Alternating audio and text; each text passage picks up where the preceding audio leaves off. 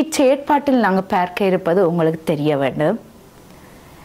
உருகுநிலை, அதாவது தூய பதார்த்தங்கள் குறித்த உருகுநிலை உண்டா என்பதை நாங்கள் பரிசோதிப்பதற்கான செயற்பாடு தான் இங்கே காணப்படுகின்றது. அதற்கு தேவையான பொருட்களை நாங்கள் பார்க்கலாம். இங்கே பாருங்கள், முகவை எடுத்திருக்கிறோம், கலக்கி, அதே நேரம் வெப்பநிலையை நாங்கள் அளவிடுவதற்காக பயன்படுத்தப்பட்டது வெப்பமானி, அதுவும் செல்சியஸ் வெப்பமானியை எடுத்திருக்கின்றோம். அதே நேரம் கொதிகுழாயும் எடுத்திருக்கின்றோம்.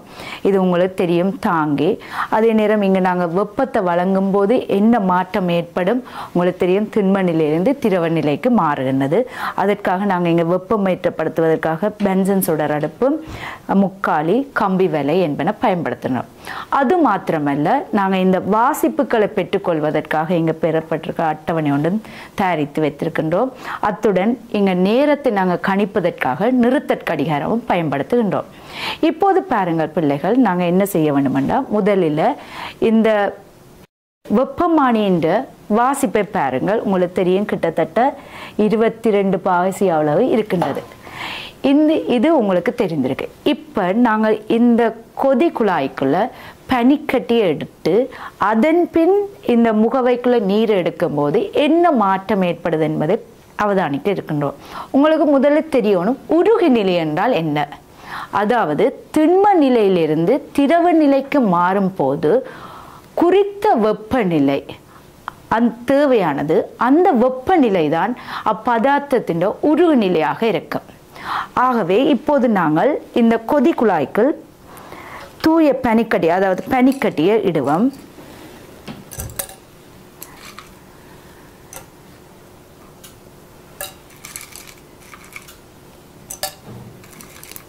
கிட்டத்தட்ட இந்த பனிக்கட்டியானது இந்த கொதி குழாயில் 4 பங்கு இருக்குமாறு நாங்கள் எடுக்க வேண்டும்.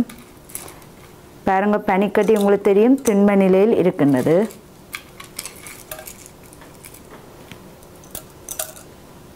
இந்த சந்தர்ப்பத்தில் வெப்பமானியின் வாசிப்பையும் நீங்கள் அவதானிக்க வேண்டும்.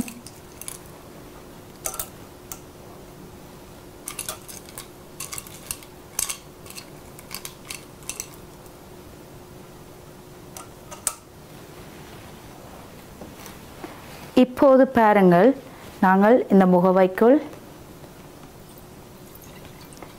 நீரை எடுத்துக்கொள்வோம்.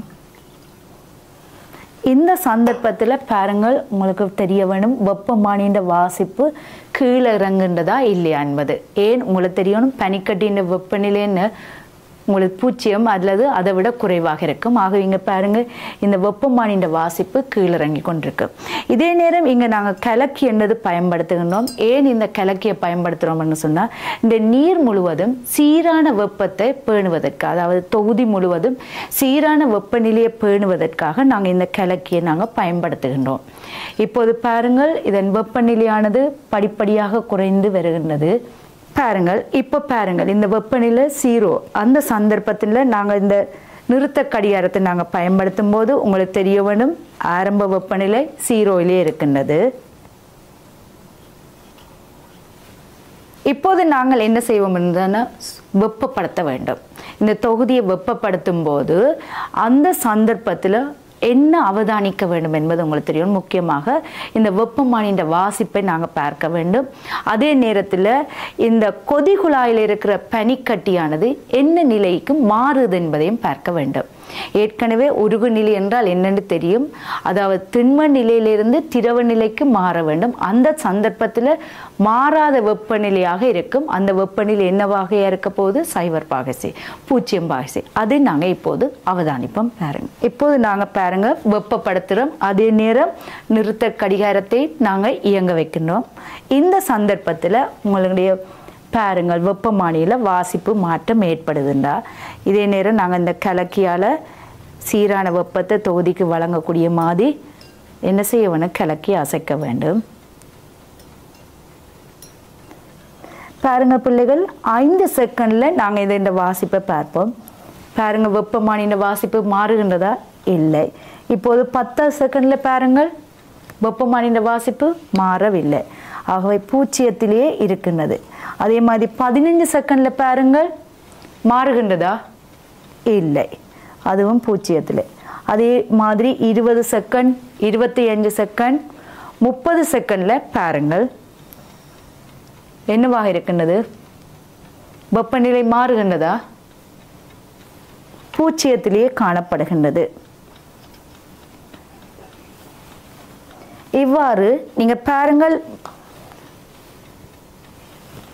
ஒரு நிமிடமாக மாறும் போது, இவ்வாறு நேரத்தை அதிகரிக்கும் போது இதன் வெப்பநிலை, அதாவது பனிக்கட்டி உருகின்றது என்பது எங்களால் பார்க்கக்கூடியது. என்னென்ன பாருங்கள், அதே நேரம் இந்த கலக்கியால் நாங்கள் வெப்பத்தை வழங்கி கொண்டிருக்கின்றோம் சீராக. இப்போ பாருங்கள், நாங்கள் தொடர்ந்து வெப்பத்தை வழங்கி கொண்டிருக்கிறோம். அந்த சந்தர்ப்பத்தில் பாருங்கள், வெப்பமானின்ற வாசிப்பில் மாற்றம் ஏற்பட்டிருக்கின்ற இல்லை. காரணம் ஏனிங்க பனிக்கட்டி இப்போ திண்மமாகவே இருக்கின்றது, திரவமாக மாறிக்கொண்டிருக்கின்ற, முற்றாக திண்மமானது திரவமாக மாறவில்லை. ஆகவே அது இந்த பாருங்கள் வெப்பநிலை மாறாமல் இருக்கின்றது என்பது அவதானிக்கக்கூடியதாக இருக்கின்றது.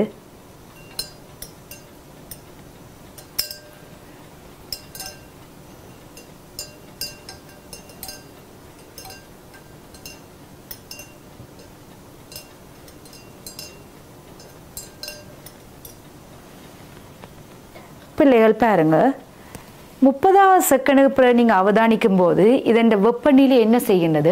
அதிகரித்து செல்லுகிறது. ஆகவே பாருங்கள், முற்றாக பாருங்க பனிக்கட்டி நீராக மாறிவிட்டது. ஆக பாருங்க, திண்மமானது முற்றாக திரவமாக மாறும் வரையும் அதன் வெப்பநிலை மாற்றம் அடைந்ததா? இல்லை, 0 பாகைசையிலேயே காணப்பட்டது. அதன் பிறகு என்ன நடக்கின்றது? அதன் வெப்பநிலை நாங்கள் வழங்கும் போது அந்த நீரின் வெப்பநிலையும் அதிகரித்து செல்லுகின்றது. அதாவது பாருங்க, இதன் வெப்பநிலையானது உங்களுக்கு தெரிய வேண்டும். கிட்டத்தட்ட பாருங்க, வெப்பநிலை அதிகரித்து கொண்டு போகும்போது உங்களுக்கு தெரியணும், கிட்டத்தட்ட ஒரு நிமிஷம், அதாவது 60 செகண்ட், 60 தொடக்கம் 80 செகண்ட் வரை, அல்லது ஒரு நிமிஷம் 20 செகண்ட் வரையும் அதன் வெப்பநிலையானது என்ன செய்கின்றது?